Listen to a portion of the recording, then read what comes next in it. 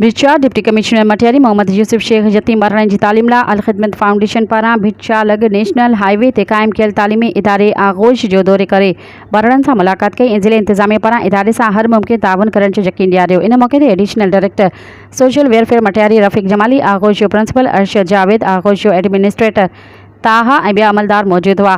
Deputy commissioner Matiari इदारे जे तालीमी माहौल ऐं गैर निसाबी सरगर्मियुनि, हॉस्टल ऐं खाधे पीते जी सहूलतुनि ऐं सफ़ाई सुथराई जी साराह कंदे ज़िले इंतिज़ामिया पारां ॿारनि जी टेक्निकल महारत ऐं इदारे जी ज़रूरतुनि लाइ हर मुमकिन सहकार की ख़ातिरी कराई। डिप्टी कमिश्नर मोहम्मद यूनुस शेख चयो त यतीम ॿारनि जी परवरिश ऐं तालीम मुआशरे जे हर फ़र्द जी ज़िम्मेवारी आहे ऐं आगोश ज़रिए इन हवाले सां बहितरीन ख़िदमत सर अंजाम ॾेई रहियो आहे। डिप्टी कमिश्नर आगोश में ॿारनि सां क्रिकेट रांदि खेॾी तालीम तरबियत तोड़े हुनरी सिख्या ते ॻाल्हि ॿोल कई। मज़ीद ख़बरनि ऐं तफ़सीलात लाइ विज़िट कयो असांजी वेबसाइट www.awamiNewsHD.com ऐं ॾिसंदा रहो अवामी न्यूज़ HD।